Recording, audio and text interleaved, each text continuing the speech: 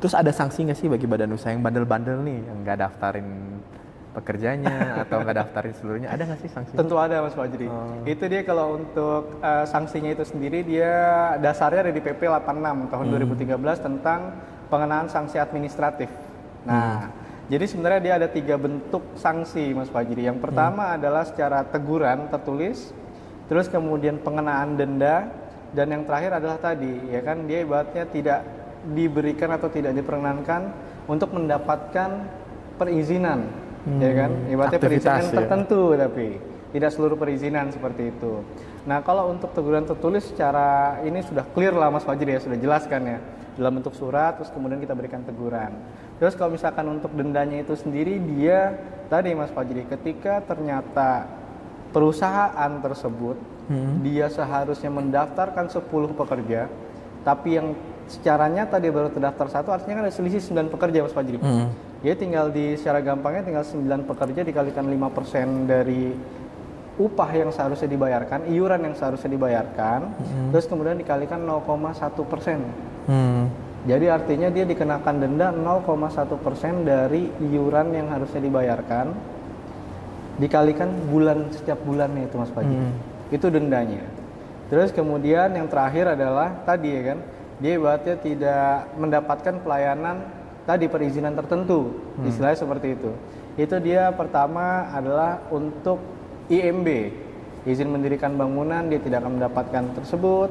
Terus kemudian juga tidak bisa mengikuti tender Mas Fajri. Terus kemudian tidak diperkenankan untuk mempekerjakan warga negara asing. Terus kemudian juga tidak diperkenankan juga atau izinnya dibekukan untuk menyediakan tenaga kerja Mas Fajri. Oleh karena itu sebenarnya ketika perusahaan atau pemberi kerja ini tidak menjalankan apa yang menjadi kewajibannya, sebenarnya banyak kerugian ya Mas Fajri dibandingkan keuntungan ya. Mungkin kalau misalkan secara keuntungan, secara ekonomi kan ibaratnya ini saya nggak perlu bayar iuran pekerja, otomatis kan dia pendapatan kan makin tinggi, misalkan seperti itu Mas Fajri. Tapi tadi Mas Fajri ini yang perlu dipahami lagi, ketika tidak menjalankan kewajibannya, otomatis tadi dia akan memberikan dampak-dampak yang tadi telah saya sebutkan. Seperti itu sih Mas Fajri. Tadi sanksinya berarti lumayan juga ya. Lumayan. Sebenarnya tujuannya baik ya. Sebenarnya bukan hanya mewajibkan, tapi menjamin pekerjaannya ini memiliki jaminan kesehatan sebenarnya. Betul. Dari regulasi ini ya. Betul. Jauh dari sanksinya, jadi memastikan kalau misalkan pekerjanya ada yang sakit atau apa, sebenarnya cost-nya lebih murah ketika dia mendaftarkan di program JKN daripada dengan asuransi komersil yang lainnya. Betul. Baik. Oke, tadi sekitar seputaran tentang kewajiban badan usaha nih. Sekarang kita masuk juga nih dengan topik yang sebenarnya juga sangat berhubungan mengenai Perpol nomor 2 tahun 2023. Mungkin boleh dijelaskan secara singkat isi dari Perpol itu apa sih? Nah, jadi kalau misalkan kita berbicara terkait dengan Perpol ini kan yang paling baru ya Mas Fajri ya. Ada yang mengatur terkait dengan SKCK dan juga ada yang mengatur terkait dengan penerbitan atau perpanjangan SIM, kan seperti itu. Jadi sebenarnya kalau kita bicara kenapa sih, atau sosiohistorisnya kenapa sih kok bisa diterapkan ini nih, ya kan, status kepesertaan aktif JKN dalam penerbitan SKCK ataupun SIM dan juga perpanjangan SIM-nya itu sendiri.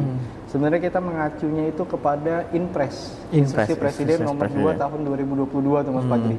Jadi kalau misalkan Mas Fajri ingat itu di tahun 2022 itu kan dia Pak Presiden itu dia menerbitkan Inpres tersebut, yang mana tujuannya adalah untuk mengoptimalisasikan program JKN Mas Fajri. Jadi itu berisikan instruksi kepada 30 instansi, baik itu yang ada di tingkatan pusat ataupun daerah, untuk tadi mengoptimalisasikan program JKN, dan salah satunya memang adalah tadi dari Kepolisian Republik Indonesia Mas Fajri. Di Perpol ini ya? Perpol ini. Nah, kemudian dari Inpres tersebut diterbitkanlah Perpol Mas Fajri yang mengatur terkait dengan SKCK dan SIM seperti itu. Lalu tujuannya apa sih kan sebenarnya itu ya Mas Fajri ya? Sebenarnya kalau misalkan kita berbicara terkait dengan SKCK ini ada beberapa peruntukan yang mungkin kalau misalkan dulu Mas Fajri ya kan, ingat mungkin kita dulu sama-sama habis lulus kuliah ya kan, terus kita ibaratnya ngebuat SKCK kan. Kayaknya ada beberapa saya duluan yang lulus. Iya Mas Fajri, nggak usah disebutin di sini Mas Fajri.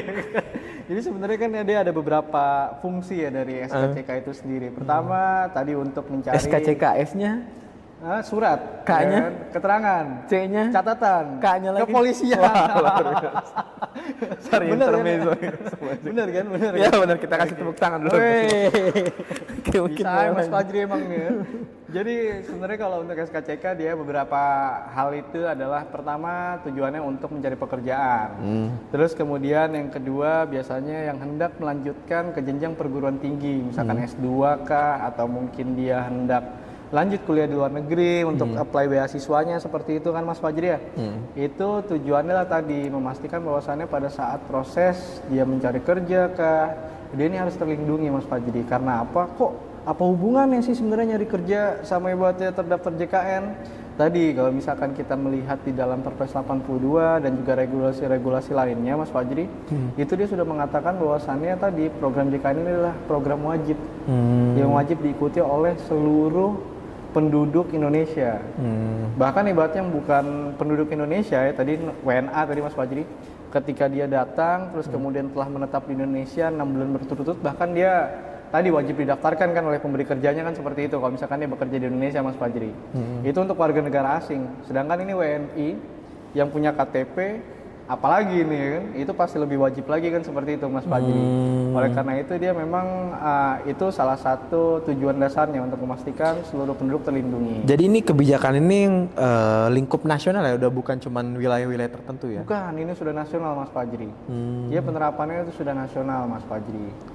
Nah, alurnya bagaimana sih Perpol 2 ini? Misalkan nih saya bikin SIM nih, datang nih ke Samsat atau ke SIM online. Betul. Nah, itu apa yang harus saya persiapkan?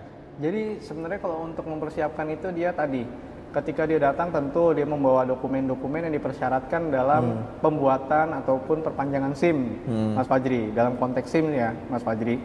Ini dia membawa dokumen-dokumen yang dipersyaratkan tersebut dan dia ada tambahan satu. Dia membawa bukti kepesertaan aktif JKN yang menyebutkan nama dirinya Mas Fajri. Nah itu dia jadi salah satu persyaratan untuk menunjukkan status kepesertaan aktifnya Mas Fajri. Sebenarnya simpel kok. Sebenarnya kalau misalkan waduh kadang-kadang kan dia ada beberapa yang kartu JKN-nya hilang ya Mas Fajri ya. Nah sebenarnya dia kan bisa menggunakan tadi Mas Fajri kartu KIS digital yang ada di aplikasi mobile JKN itu. Nah itu bisa dicetak terus kemudian dilampirkan, itu bisa Mas Fajri. Tujuannya untuk memudahkan para pemohon juga sih, karena jangan sampai nih nanti para pemohon ini dia merasa wah ini sulit atau ibaratnya ribet atau apa, itu enggak, insya Allah sih enggak akan ada seperti itu Mas Fajri. Nah pertanyaannya nih, bagaimana sih polisi yang bertugas atau petugas dari kepolisian ya memastikan bahwa ini peserta yang datang nih kepesertaan JKN-nya aktif atau enggak nih? Nah, apakah ada orang BPJS standby terus di situ atau bagaimana? Kalau misalkan untuk itu Mas Fajri, itu update yang terakhir, informasi yang terakhir saya dapatkan, ini ke depan dia akan diterapkan Mas Fajri. Akan diterapkan kayak sistem yang memang bisa langsung melakukan pengecekan Mas Fajri.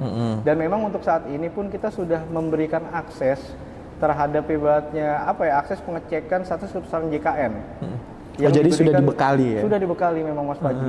Kalau misalkan Mas Fajri ingat itu kalau nggak salah di tahun 2022 akhir, itu dia yang pertama kali menerapkan itu adalah ATR BPN dulu.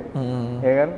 Untuk permohonan jual beli tanah itu dia kan mensyaratkan JKN aktif. Nah mereka ini kita nggak senantiasa, wah ini ada petugas BPJS yang standby terus di kantor pertanahan kan. Nah lama-lama ganti seragam nih kelamaan di kantor pertanahan. Jadi pegawai ATR ya? Betul. Oleh karena itu kita memberikan informasi, sosialisasi dan juga pendampingan selama 1 minggu. Begitu pula untuk penerapan SIM dan SKCK tempo hari yang lalu Mas Fajri. Itu kita memberikan waktu atau kita memberikan pendampingan kurang lebih 1 minggu lamanya. Terus kemudian tadi sudah dibekali dengan website yang berisikan username dan password yang diisikan oleh tadi setiap petugasnya di sana. Jadi setiap petugas ketika memang datang, kadang-kadang nih kan khawatirnya yang tipu-tipu nih Mas Fajri ya kan. Ternyata bisa diedit, apalagi sekarang kan waduh AI canggih sekali Mas Fajri ya. Jadi berarti bisa aja nanti namanya saya ya kan, meskipun statusnya nonaktif tinggal diedit jadi aktif kan bisa Mas Fajri. Tapi hal tersebut itu tadi bisa dilakukan pengecekan kembali melalui aplikasi yang dibekali oleh BPJS Kesehatan dalam rangka untuk mengimplementasikan tadi impres tersebut Mas Fajri. Jadi boleh disimpulkan Perpol nomor 2 tahun 2023 ini juga mendorong masyarakat untuk sadar akan memiliki jaminan kesehatan. Sebenarnya tujuannya baik ya. Betul. Nah, nanti kenapa-napa di jalan. Betul. Ya. Dan tadi Mas Fajri nggak cuma Perpol 2 Mas Fajri, ada Perpol 6 juga tadi ya. Untuk SIM dan SKCK itu ada Perpol 2 dan Perpol 6 itu di sana. Tapi betul yang disampaikan oleh Mas Fajri, tujuannya adalah tadi untuk melindungi, ya kan? Kalau SKCK tadi sudah clear Mas Fajri. Kalau SIM ketika memang ternyata kita nggak ada yang tahu Mas Fajri, namanya di jalan itu entah kita sudah sehati-hati apapun, ketika memang tiba naasnya Mas Fajri, ya kan, bisa saja kita sedia jadi payung sebelum korban. hujan. Sedia payung sebelum hujan ini tepat sekali, ya kan. Tepuk tangan untuk Mas Fajri ya teman-teman, ya kan, terbaik ya Mas Fajri. Baik. Begitu. Itu tadi ya, kalau boleh saya simpulkan terkait kewajiban badan usaha dalam mendaftarkan pekerjanya dan juga Perpol 2 tahun 2023 ini tujuannya sangat baik gitu. Untuk menjamin seluruh warga negara Indonesia, baik seluruh kalangan, ini sudah memiliki jaminan kesehatan. Karena tadi ditutup dengan peribahasa sedia payung sebelum hujan. Baik, terima kasih Mas Mawan untuk kesempatannya pada sore hari ini. Sekian untuk tema podcast kita pada sore hari ini tentang kewajiban badan usaha dan juga Perpol nomor 2. Sampai ketemu di next episode. Assalamualaikum warahmatullahi wabarakatuh. Bye-bye.